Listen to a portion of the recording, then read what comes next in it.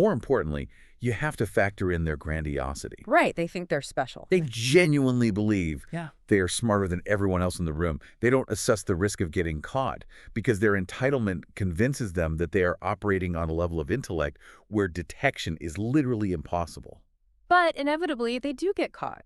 Or their partner confronts them with undeniable evidence. And this is where my mind really gets stuck. Human brains are wired to experience intense cognitive dissonance when our actions directly violate our self-image. Usually, yes. So if their self-image is, I am a perfect, flawless victim, how do they not literally short-circuit when confronted with the reality that they just destroyed their family through their own deception? They bypass the short circuit through a deeply ingrained process of emotional reasoning and compartmentalization.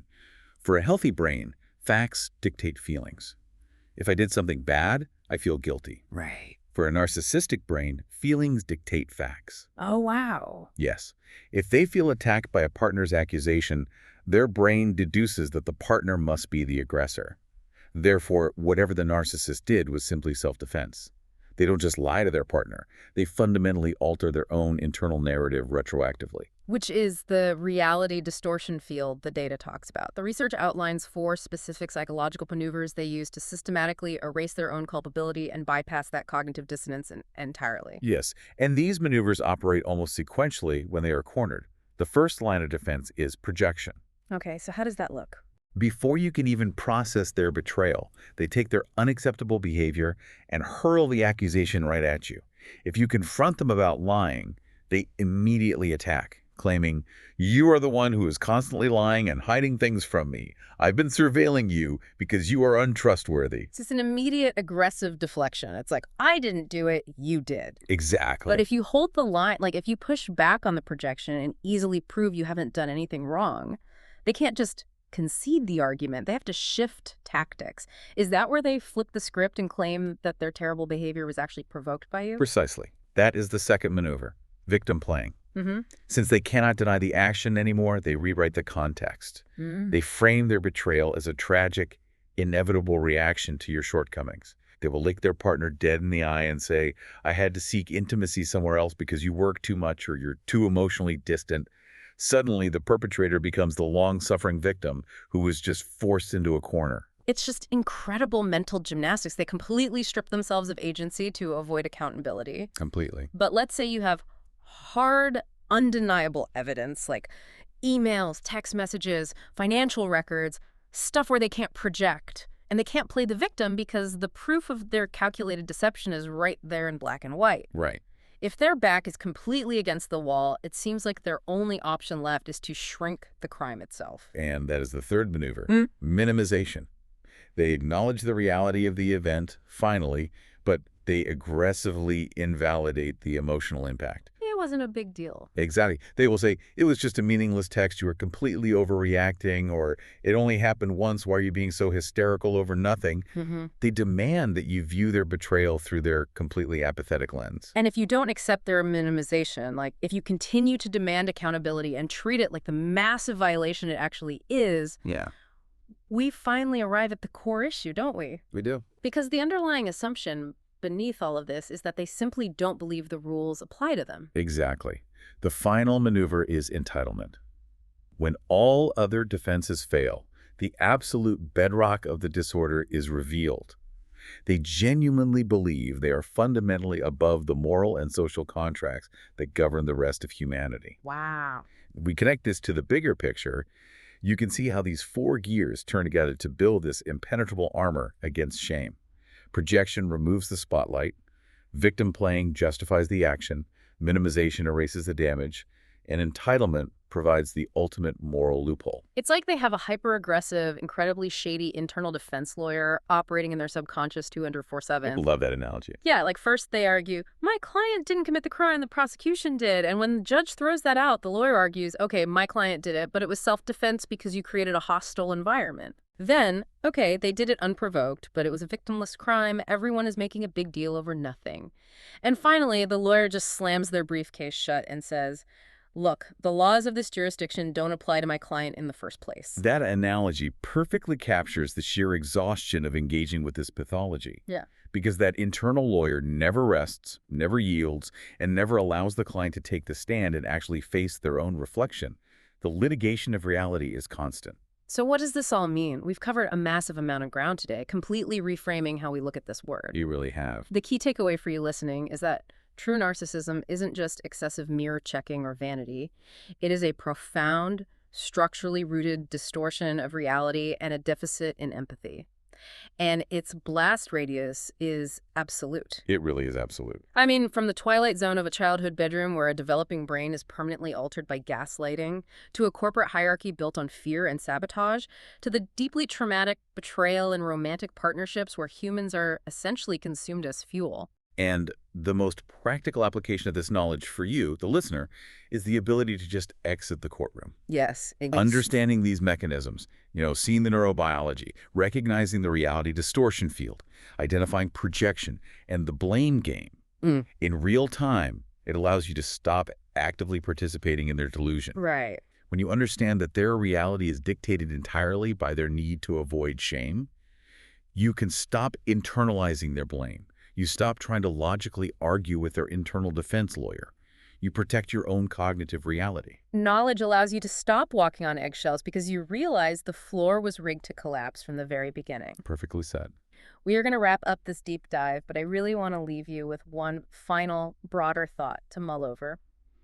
If clinical narcissism often develops as a desperate, dissociative defense mechanism against a painful reality, like a false self, constructed purely to extract external validation, and our modern society, driven by algorithms and social media, constantly demands that we curate flawless, untouchable, highly edited digital versions of ourselves to extract validation from a literal new audience every single day. Are we inadvertently building an entirely new cultural environment that actively rewards, incentivizes, and mass produces the exact psychological defense mechanisms we've been unpacking today? That is a deeply unsettling yet vital question to consider regarding where human psychology is heading next. Think about it. Keep questioning the mechanics beneath the surface.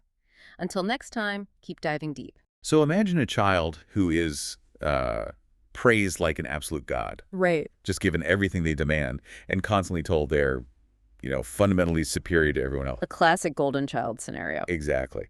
Now, I want you to imagine a completely different child, one who is utterly neglected, maybe emotionally abused, and just made to feel entirely worthless. Oh, wow. Complete opposite ends of the spectrum. Total opposites.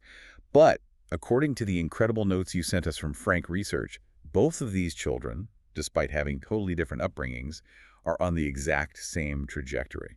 Which is just wild to think about. It really is. They're both heading toward developing one of the most destructive and deeply misunderstood personality structures in modern psychology, like true narcissism. It's a stunning paradox, isn't it? I mean, it completely shatters the way we usually talk about this topic. Yeah, for sure. Because the word narcissist has really become this ubiquitous pop psychology catch-all term. Oh, 100%.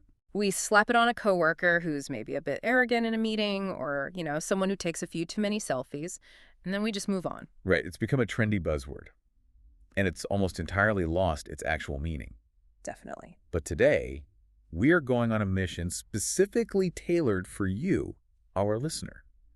Our goal for this deep dive into the source material is to get way past those casual coffee shop definitions. I love that. We really need to dig into the actual intricate mechanics of what is a highly complex personality structure. Because according to the research you provided, treat narcissism is actually rooted in a surprisingly fragile ego and a literal physical lack of empathy. Yeah, and we can't forget that generational cycle of emotional trauma, which is so much darker than just, someone staring at their own reflection in the mirror. Okay, let's unpack this. Let's do it. Yeah. Because if we ever want to understand the sheer amount of damage a narcissist causes in the real world, we first have to understand how they're built. Right. We have to look at the actual construction process. So before we jump into the biological specifics of that construction, let me propose an analogy for you to keep in mind. Okay, let's hear it. I want you to think of narcissism not as this superpower of ultimate confidence, which is honestly how it usually looks from the outside. Oh, absolutely. They project total invulnerability. Yeah, but instead of that,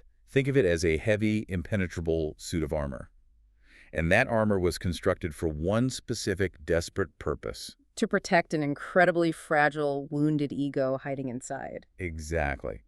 But my question to you, looking at the research, is this. Is this heavy suit of armor something they're born wearing, or is it something they are forced to build over time? That is basically the core debate of personality psychology, isn't it? Yeah, nature versus nurture. Right. And the answer, according to your sources, is a complex blend of both. It's a mix of the hardware you're born with and the software you're programmed with. Genetics and environment. Exactly. So let's look at the hardware first. The research points out that traits like grandiosity and entitlement actually have an estimated 35% heritability. Wait, hold on. 35%. Yeah. That is a massive number. I mean, if over a third of this entitled, self-centered worldview might just be baked into their DNA before they even take their first breath. I know where you're going with this. Well, does that mean they are off the hook morally? Like, are your sources suggesting they literally cannot help being manipulative because their biology just dictates it? It's a great question, and it's vital we distinguish between a predisposition and a destiny. Okay, clarify that for me. Genetics load the gun, but the environment pulls the trigger. It doesn't mean they are biologically forced to be manipulative. But what's fascinating here is the neurobiology behind it. Right, because we aren't just talking about abstract behavioral traits anymore. No, we are talking about physical, observable brain structure. Brain imaging studies of individuals with diagnosed narcissistic personality disorder actually show less gray matter in the prefrontal cortex. Wow. The prefrontal cortex, just Yeah. to make sure we're clear on the mechanics there, Yeah. that's the specific area of the brain heavily linked to emotional regulation, right? Yes. Emotional regulation, compassion, and cognitive empathy. So physically, they have less of it. Precisely. Gray matter in that region is essentially the processing power required to understand and share the feelings of another human being. Oh, wow. So the machinery needed to generate genuine empathy is structurally diminished. Their biological capacity to put themselves in your shoes operates on a much lower bandwidth. So the hardware is already primed with this potential empathy deficit. Right. But let's look at the software, the environment. Right. Because the notes outline two drastically different parenting styles that forge this personality. Which brings us back to that jarring contrast we opened with. Yeah. How exactly does being praised like a god lead to the exact same heavy suit of armor as being totally neglected? Well, it's because both extremes fail to acknowledge the child's true, authentic self. Okay, explain that. So the first pathway is overvaluation. This is your golden child. Parents are constantly telling this kid that they are fundamentally more special, more important, and just more entitled than anyone else. Basically put on a pedestal from day one. Exactly. Now, on the surface, that looks like love, but mechanically, it's a profound distortion of reality. Because the kid isn't actually better than everyone else. Right. The child learns that their value isn't intrinsic. Their value is based entirely on maintaining this massive illusion of superiority. Oh, I see. If you're told you are a god long enough, you eventually start to demand sacrifices from the mortals around you. You cultivate grandiose narcissism. That makes total sense. They're building the armor of superiority because they've been taught anything less is a total failure. Exactly. But what about the other end of the spectrum? Like the neglect and the abuse? So, in cases of severe childhood trauma, narcissism develops as a profound defense mechanism. The child's reality is so painful and so emotionally unsafe that they simply cannot survive in it. So what do? They dissociate. They retreat inward and construct a grandiose false self, basically because their true self feels utterly worthless, exposed, and vulnerable to attack. Man, that's awful. It is. The armor becomes the only way they can interact with a hostile world. It's just a tragic adaptation for survival. Ugh. But that brings us to a really chilling section of the notes. Yeah, the generational aspect. Right. Because if we understand this fragile, armor-clad ego, we have to look at what happens when someone with this exact, defensively structured personality grows up. And is suddenly put in charge of a developing human being themselves. Exactly. The transition from the wounded narcissistic child to the wounding narcissistic parent. And there's a specific phrase from the research that I just can't shake. The twilight zone. Yes. It describes the children of narcissistic parents as growing up in a twilight zone.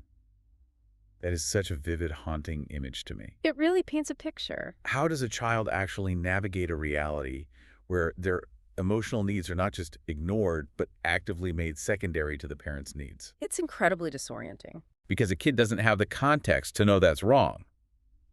Right? They just absorb it as the absolute truth of the universe. Yeah, Twilight Zone is the perfect term because the fundamental laws of a healthy reality are entirely inverted. Inverted how? Well, in a functional home, the parent is the emotional shock absorber. They protect and serve the developmental needs of the child. Right, that's parenting 101. But in the narcissistic home, the child exists almost exclusively to serve the emotional needs of the parent. The child basically becomes an appliance used to regulate the parent's self-esteem. An appliance. Wow. The research actually breaks this down into some very specific damaging behaviors. Let's explore parentification. That's a big one. I want to push past the basic definition here. We know it means children are forced into adult roles way before they're ready. Right. But what does that practically look like on, a random Tuesday evening in a Twilight Zone house? So it can be logistical, like a 10-year-old being forced to manage the family's grocery budget or take care of younger siblings just because the parent is too self-absorbed to function as an adult. Which is bad enough on its own. Exactly. But far more insidious is the emotional parentification. Okay, what does that look like? Picture a 12-year-old coming home from school, and instead of doing homework or playing, they have to spend 4 hours soothing a raging, emotionally volatile parent who had a bad day at work. Oh, geez. The child essentially becomes the therapist, the confidant, the emotional stabilizer. They are made responsible for the emotional weather of the entire household. Which is just a completely impossible burden. I mean, a 12-year-old does not have the psychological architecture to carry an adult's trauma. I really don't. And if they fail to keep the peace, or if they try to express their own reality, they run face first into the next behavior, gaslighting. Yeah.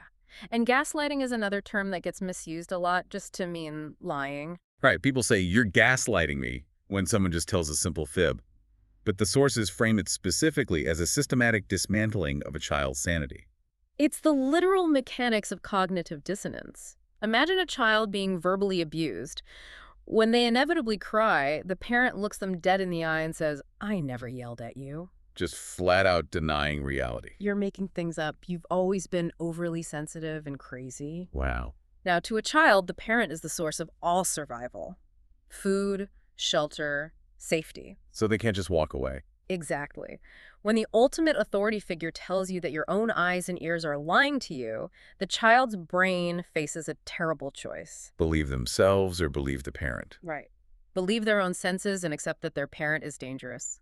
Or believe the parent and accept that they themselves are defective. And I'm guessing they usually pick the second option. Almost always. Yeah. They surrender their reality. They learn that their own mind cannot be trusted. That is just deeply unsettling to think about. You are fundamentally dismantling their internal compass. It's incredibly damaging. And then the final pillar of this Twilight Zone is conditional love, where affection isn't just a given right of childhood. It's like this high-stakes transaction. Exactly.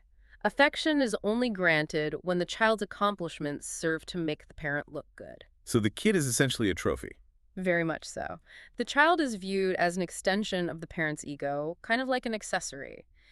If the kid wins the spelling bee, the parent showers them with love, takes photos, brags to the neighbors. But not because they're actually proud of the kid. No, not because of the child's effort, but because the child's victory reflects their own superior genetics or their incredible parenting skills. But the moment the child struggles or, gets a B- or shows an interest in something the parent doesn't value, I mean, what happens then? They are instantly discarded, given the silent treatment, or actively shamed. That's brutal. The psychological mechanism here is devastating. The child learns early on, I am not loved for who I am. I am only as valuable as my latest performance. Which has to lead to so many issues later in life. Oh, definitely. The result is deep-seated, lifelong anxiety and a crippling, exhausting perfectionism. If we connect this to the bigger picture, this explains perfectly how the cycle of emotional trauma sustains itself generation after generation. The damaged child basically has to pick a path. Right. They either internalize that deep worthlessness and become a chronic people pleaser, or they realize the only way to survive is to build their own heavy suit of armor. Suppress their empathy and become the narcissists themselves. Exactly. It's a self-replicating mechanism of trauma. Well, here's where it gets really interesting. Because the distortion field of a narcissist isn't neatly contained within their childhood home. Not at all. It inevitably extends outward, bleeding into all their adult relationships, friendships, and their professional lives. The sources describe living or working with a narcissist as being trapped on an emotional roller coaster. And the engine powering that roller coaster is the narcissist's desperate, unrelenting need to manage their environment. So that fragile underlying ego is never threatened. Never, ever threatened. Right. So let's walk through the actual fallout of being pulled into that orbit. The first visceral symptom the notes highlight is intense emotional exhaustion. Yes. Partners of narcissists consistently describe this lingering physical feeling of walking on eggshells. Why is the physical toll so high? Because you are living in a state of constant physiological hypervigilance. Your cortisol levels are just through the roof. Like you're constantly in fight or flight. Exactly. Remember, a narcissist's self-esteem is entirely dependent on external validation. If they perceive even a microscopic Like what? a slightly incorrect tone of voice, a lack of sufficient enthusiasm for a joke they told, or even just you having a good day when they're having a bad one, Oh, man.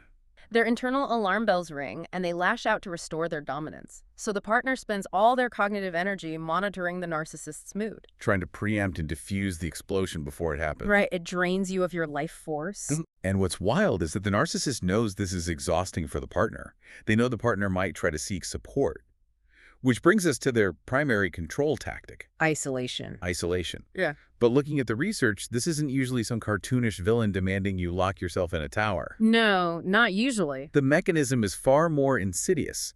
How do they actually execute this isolation in a modern relationship? It's an incredibly subtle creep, because outside perspectives are highly dangerous to the narcissist. Right, because a healthy friend might look at the dynamic and say, hey, the way you are being treated right now isn't normal. Exactly. The narcissist must remain the sole narrator of reality. So it starts with subtle sabotage. Right. A heavy sigh when you say you're going out with friends. Oh, just a little guilt trip. Yeah, or a sudden mysterious emergency that requires you to stay home.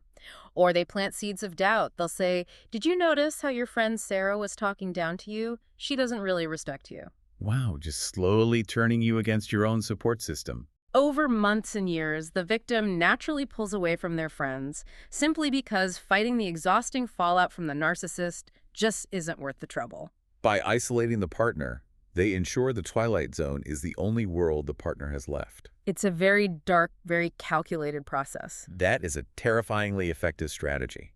And this dynamic doesn't suddenly switch off when they commute to the office either. Oh, definitely not. If you apply this exact same need for control and validation to a professional setting, the sources note that narcissists are the architects of incredibly toxic workplaces. The absolute worst. They foster a culture of fear, and they are notorious for actively taking credit for other people's work. Because in the workplace, a narcissist does not view colleagues as teammates working toward a common goal. What do they see them as? They view colleagues as either tools to be used to elevate their own status or threats to be eliminated. So stealing credit isn't just them being lazy. Not at all. It's a mechanism to constantly feed their grandiosity. And fostering a culture of fear ensures that no one dares to challenge their authority or expose their underlying incompetence. I think it is vital to pause here and point out to you, our listener, why understanding this specific part of the research is so incredibly practical. Yes, awareness is key.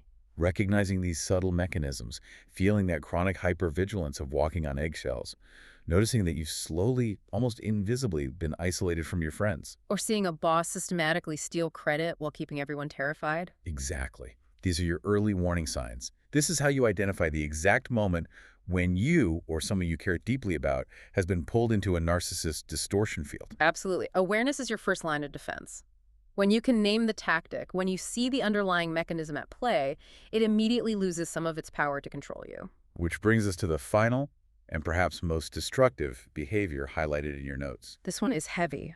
This unending need for control and validation eventually culminates in the ultimate anatomy of betrayal, cheating, and the staggering mental gymnastics of the blame game that follows. The blame game is something else. Now, looking at the standard societal narrative around infidelity, we almost always assume it's about sex, right? Physical attraction or a dead bedroom. That's the common assumption. But the sources push back on that narrative entirely. For a narcissist, cheating is rarely about sexual desire alone. So if it's not about desire, what is the actual strategic psychological purpose of the infidelity? It is entirely about ego management. Okay, unpack that. Remember that heavy suit of armor we talked about? That armor isn't self-sustaining. It requires constant daily maintenance. Right. So the first mechanism of cheating is attention-seeking. A narcissist requires a continuous, uninterrupted stream of external validation just to feel like they exist. Like they literally need it to survive. Think of it as a crucial resource like oxygen. Or better yet, think of other people as mirrors. Oh, I love that analogy. Treat people like mirrors. So what happens to those mirrors when they settle into a long-term marriage or relationship? Well, in a healthy long-term relationship, the initial intense, heart-pounding admiration naturally settles into a quieter, more comfortable, authentic love. The honeymoon phase ends. Exactly. But to a narcissist, comfortable love feels exactly like suffocation. The applause has died down, the mirror has gotten a little dusty, and isn't reflecting back a perfect, godlike image anymore. So they panic. Their psychological survival feels actively threatened, so they must go out and secure a new audience who will look at them with that fresh, uncritical, absolute adoration. Wow. So cheating is simply a supply run for fresh validation. That's exactly what it is. So they find a new mirror. But cheating inevitably leads to complications, and eventually they get caught, which triggers the second mechanism, the blame game. Which is fascinating psychologically. Right. Because to a narcissist, being right, being Right. completely flawless, is essential to their core identity. If they make a mistake or do something objectively destructive like betraying their family, their internal critic doesn't just make them feel a little remorseful. Oh, no. The research suggests that internal critic is so harsh, so unforgiving, that acknowledging actual fault would cause a total psychological collapse. They would spiral into absolute self-hatred. This raises an important question. What's that? If they are biologically and psychologically incapable of accepting fault without collapsing, how do they actually live with the guilt of destroying someone they supposedly love? Right. How do they sleep at night? The answer is they don't live with the guilt. They completely rewrite the script so they aren't the villain. The research outlines 4 highly specific psychological maneuvers they use to systematically erase their own guilt. I want to break down the mechanics of these 4 justifications for the listener because the mental gymnastics here are truly mind-bending. They really are. So the first maneuver is projection. How does that actually play out in an argument? Projection is aggressively accusing the partner of the exact behavior the narcissist is currently guilty of. Give me an example. Let's say the narcissist is actively having an affair.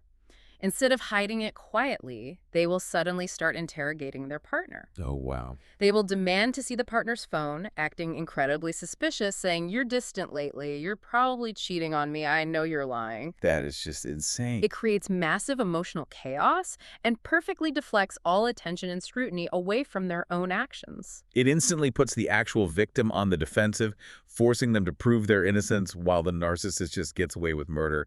The audacity is wild. It's a classic misdirection. Okay, the second maneuver is victim playing. How do they manage to make themselves the victim of their own affair? Here, they frame their betrayal as a forced, unavoidable reaction to your behavior. Oh, I see. They convince themselves and relentlessly try to convince you that your perceived shortcomings force their hand. The logic sounds like this. If you hadn't been working so late, if you had just appreciated me more, if you hadn't been so focused on the kids, I wouldn't have been forced to look elsewhere for connection. Wow. So they brilliantly engineer the narrative so that their cheating is actually your fault. They are the true victim of your neglect. Exactly. They essentially tell the partner, "Look what you made me do." Unbelievable. Okay, the third maneuver is minimization. This feels like the psychological equivalent of death by 1,000 cuts. It really does. Because if they are caught red-handed, say you find the text messages, and they simply cannot deny the act, they immediately shrink its importance to 0. So they just downplay it completely. Yes. They'll say, "It was just physical, it didn't mean anything, you're completely overreacting and being For dramatic." making you feel crazy for being upset. Exactly. They invalidate the partner's trauma by acting as though the betrayal was as trivial as forgetting to buy milk at the grocery store. If you are upset, you are the one with the emotional regulation problem. Man, that's infuriating. And the final justification, which really seems to tie this entire personality structure together, is entitlement. Yes. This feels like the ultimate trump card they play when all else fails. Entitlement is the absolute bedrock of the narcissistic worldview.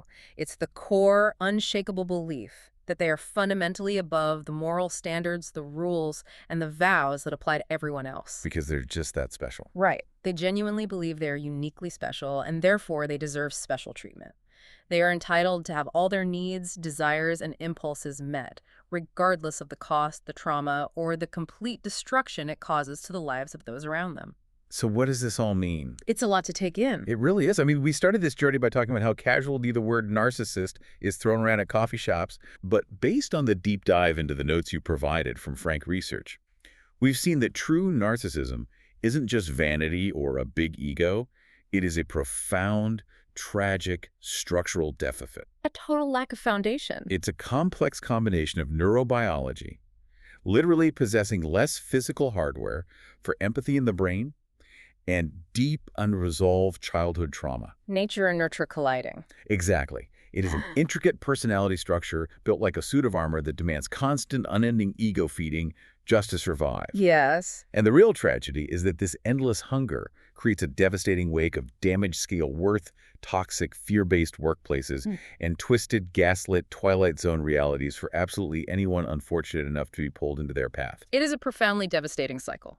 And as we synthesize all this data, from the childhood defense mechanisms of dissociation to the literal brain scans showing diminished gray matter in the prefrontal cortex, it leaves us with a rather haunting thought to walk away with. Okay, what is it? Given that true narcissism is tied to this deeply ingrained physical limitations and deeply programmed childhood survival mechanisms, Right? if a narcissist were to somehow, miraculously, genuinely realize the immense pain they cause to the people who love them, is their brain even physically equipped to break the cycle and learn true empathy? Oh, wow. Or are they forever locked inside their own Twilight Zone, permanently trapped in that heavy suit of armor with absolutely no way out? That is a heavy, lingering question to ponder as you go about your day. To you, our listener, thank you for bringing these incredible, challenging notes to the table. Yeah, thank you so much. It's given us a completely new lens on a topic we all thought we fully understood. Keep bringing us these fascinating subjects, keep challenging the buzzwords, and keep asking the big questions.